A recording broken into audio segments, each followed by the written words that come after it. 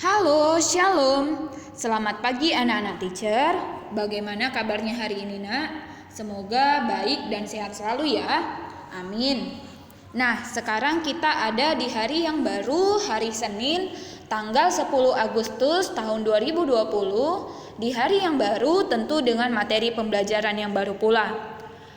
Hari ini kita akan belajar tematik 6A, subtema 3, pembelajaran 3 dan 4. Buku paketmu ada di halaman 91 sampai halaman 101. Jadi boleh dibuka bukunya, Nak, halaman 91 sampai halaman 101. Seperti biasanya, sebelum kita mulai pembelajaran kita hari ini, anak teacher jangan lupa untuk membaca Alkitab 5 ayat. Setelah selesai membaca Alkitab, anak-anak teacher berdoa terlebih dahulu ya, Nak, supaya apa materi yang kita pelajari hari ini, anak-anak teacher boleh mengerti, boleh memahaminya dengan baik ya, Nak.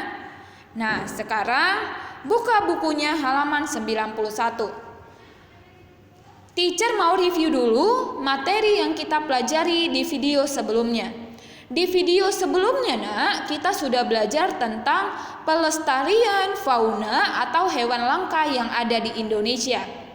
Yaitu ada pelestarian secara in situ, ada juga pelestarian secara ex situ. Kemudian di pembelajaran sebelumnya kita juga sudah belajar tentang pengamalan sila-sila Pancasila terhadap fauna langka yang ada di Indonesia, kan, Nak? Nah, sekarang kita masuk materi hari ini. Teacher mau ajak dulu anak-anak teacher, coba perhatikan gambar yang ada di layar, Nak. Gambar A. Kira-kira gambar apa ini? Iya, ini adalah gambar bunga bangkai raksasa atau bahasa latinnya yaitu Amorphohalus gigas. Dan gambar B, coba diperhatikan. Gambar apa ini anak teacher? Iya, ini adalah bunga Padma raksasa atau bahasa latinnya Rafflesia arnoldi. Bunga bangkai dan bunga Padma raksasa merupakan tumbuhan langka yang ada di Indonesia karena jumlahnya sudah sedikit atau jumlahnya terbatas. Bunga bangkai raksasa dan bunga Padma raksasa merupakan tumbuhan endemik. Ingat ya, Nak, maksud dari tumbuhan endemik adalah tumbuhan yang menjadi ciri khas daerah tersebut. Nah, bunga bangkai raksasa dan bunga Padma raksasa merupakan tumbuhan endemik atau tumbuhan yang menjadi ciri khas Pulau Sumatera. Tepatnya yaitu berada di hutan Sumatera di daerah Bengkulu dan juga di daerah Lampung. Selain bunga bangkai raksasa dan bunga Padma raksasa, ada contoh tumbuhan lain yang juga sudah langka karena jumlahnya sudah sedikit, yaitu ini dia. Bunga apa ini, Nak? Iya, ini adalah bunga anggrek hitam. Nah, ini bunga anggrek hitam Kalimantan.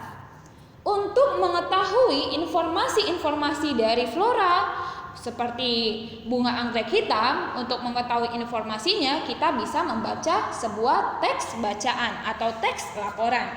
Nah, coba buka buku Nak, halaman 92. Di sini teacher sudah ada membuat ringkasan dari teks bacaan halaman 92. Teksnya itu judulnya, Nak, anggrek hitam tumbuhan yang cantik dan hampir punah. Nah, informasi yang pertama kita dapat dari teks bacaan itu yaitu anggrek hitam atau dengan bahasa latinnya Cologia pandurata banyak tumbuh di daerah Kalimantan. Oleh sebab itu, anggrek hitam dijadikan bunga maskot Provinsi Kalimantan Timur. Informasi yang kedua yaitu anggrek hitam hidup bergelombol dan biasanya ditemukan tumbuh menempel pada pohon-pohon tua.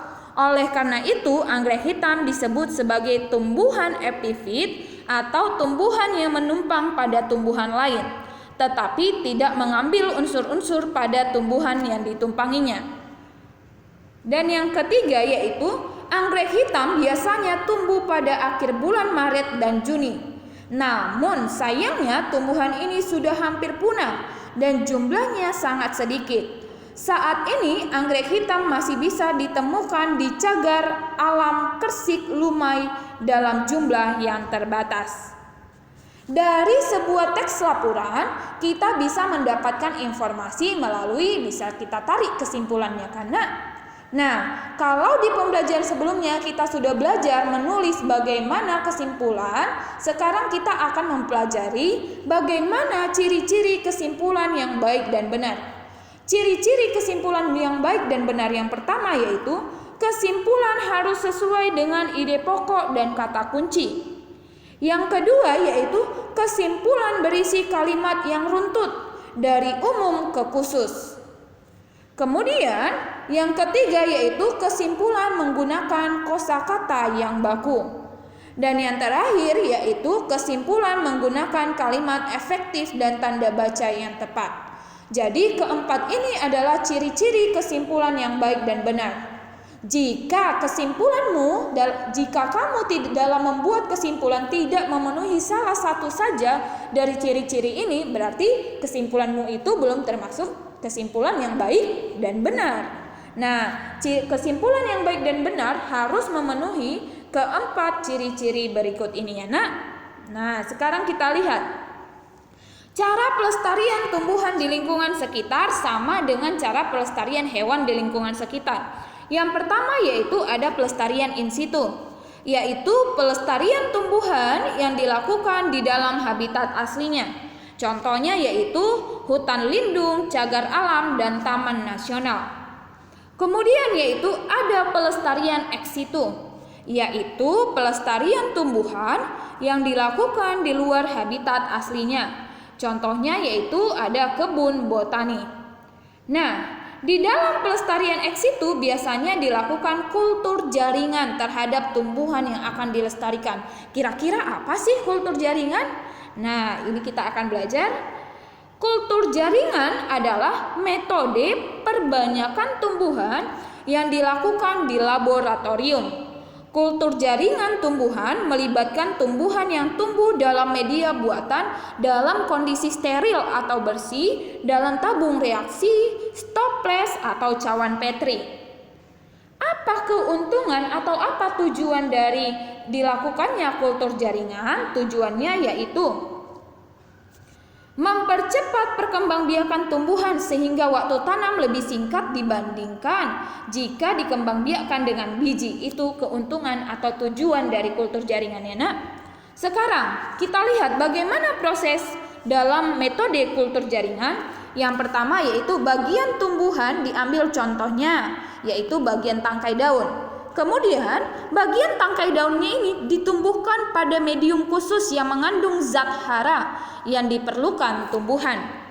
Dan yang ketiga, wadah tersebut kemudian dipindahkan atau ditempatkan di laboratorium.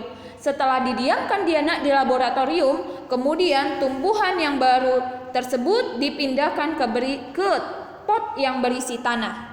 Jadi pada saat dipindahkan ke tanah dia bukan berupa biji lagi, dia bukan berupa tangkai daun lagi, tapi dia sudah berupa tumbuhan yang mengalami proses pertumbuhan walaupun masih kecil.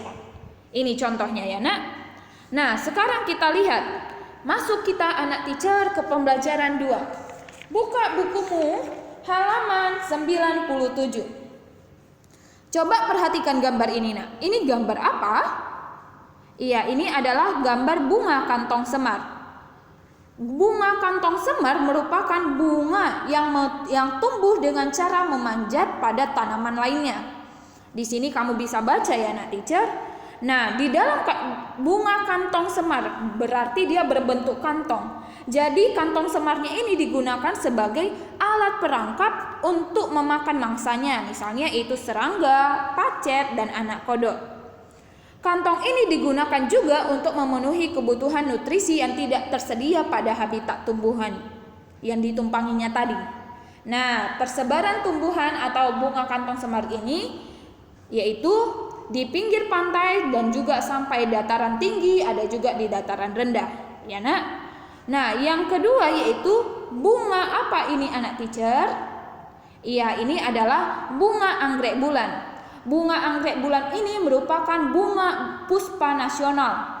Ada 3 bunga puspa nasional yang ditetapkan oleh presiden kita. Yang pertama bunga anggrek bulan, yang kedua bunga melati putih, dan yang ketiga yaitu bunga apa yang ketiga nak? Iya, bunga Padma raksasa atau bunga Rafflesia arnoldi. Nah, ciri-ciri dari bunga anggrek bulan ini yaitu dia sangat pendek dan terbungkus oleh seludang daun. Daunnya juga berjumlah tidak lebih dari 5 helai. Coba lihat daun yang di bawah ini nak, tidak banyak daunnya kan? Daunnya itu sedikit saja, tapi daunnya itu berwarna hijau, tebal dan berdaging. Artinya daunnya itu tebal. Paham ya nak? Nah, sekarang kita lihat tugasmu. Sekarang kita akan masuk ke tugas nak. Untuk pembelajaran 3 dan pembelajaran 4, ayo merangkum dan ayo berlatihnya tidak usah dikerjakan. Tugasmu adalah yang pertama, buku paket tematik halaman 94. Perhatikan arahan teacher ini anak teacher baik-baik. Jangan bertanya sama teacher kalau belum diperhatikan dengan baik-baik. Perhatikan baik-baik instruksi teacher. Buku paket tematikmu halaman 94 itu tugasmu yang pertama. Ya, yaitu membuat poster peduli lingkungan. Kalau di bukumu itu hanya dibikin pilihan 1, poster peduli lingkungan, tapi di sini teacher tambahkan pilihan yang lain. Kamu boleh membuat poster peduli lingkungan, kamu boleh membuat poster tentang merawat hewan, kamu boleh membuat poster tentang merawat tanaman. Kamu pilih salah satu saja anak teacher. Ya. Kemudian buatlah sebagus dan semenarik mungkin dan harus diwarnai. Namanya poster ya nak, berarti harus diwarnai dan dibuat sebagus mungkin. Dikerjakan di buku gambar. Kapan tugas ini dikumpul? Tugas ini dikirim ke WA Teacher Maya hari Rabu tanggal 12 Agustus 2020. Jadi tugas poster ini nggak dikumpul hari ini nak, dikumpulnya hari Rabu besok tanggal 12 Agustus. Jadi ada waktumu kurang lebih 2 hari untuk membuat poster yang bagus dan menarik. Ya. Nah, tugasmu yang untuk hari ini yaitu buku paket halaman 99. Coba buka buku paketmu halaman 99. Yang kotak bawah yaitu tugasnya membuat percakapan tentang penerapan sila Pancasila dalam kehidupan sehari-hari. Kalau di halaman 99 ini dibilangkan nak pengamalan sila Pancasila terhadap hewan. Nah, di sini teacher kasih kamu pilihan yang lebih banyak lagi. Kamu boleh membuat percakapan pengamalan sila Pancasila tidak hanya terhadap hewan, boleh terhadap tetangga, boleh terhadap kakak, mama, atau terhadap teman. Pokoknya percakapan yang menggambarkan pengamalan sila Pancasila. Boleh sila pertama, kedua, ketiga, keempat, dan kelima. Paham ya? Nah, percakapannya minimal terdiri dari 10 kalimat. Maksudnya 10 kalimat gimana teacher? Kan percakapan itu antara 2 orang ya nak, antara si A sama si B. Berarti kalau arahan dari teachernya, tugas percakapanmu terdiri 10 kalimat, berarti si A ngomongnya 5 kali, si B ngomongnya 5 kali. Jadi semuanya minimal 10 kalimat. Lebih dari 10 kalimat boleh nggak teacher? Boleh, tapi tidak boleh kurang dari 10 kalimat. Di atas itu ada contoh percakapannya nak. Di atas itu ada contoh percakapan, kamu bisa baca. Nah, untuk tugas hari ini dikerjakan di buku latihan, dikirim hari ini ke WA Teacher Maya. Ya, jangan lupa untuk selalu menulis hari dan tanggal di setiap tugas yang diberikan kepadamu. Jangan kamu sampai lupa menulis hari dan tanggal. Usahakan tulisanmu rapi dan pada saat memfoto tugasmu jangan blur biar teacher bisa membacanya dengan jelas. Paham anak teacher? Perhatikan arahan dari teacher baik-baik, jangan sampai ada salah komunikasi atau salah menafsirkan. Paham ya nak? Oke, hanya sampai sini saja materi yang bisa teacher sampaikan. Teacher berharap video materi hari ini bisa kalian pahami dan kalian mengerti dengan baik.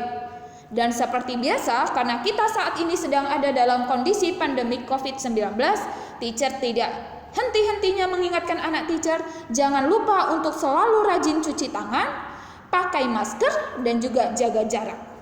Hanya sampai sini pembelajaran kita nak, sampai jumpa di video berikutnya. Tuhan Yesus memberkati kita semua. Shalom, selamat pagi.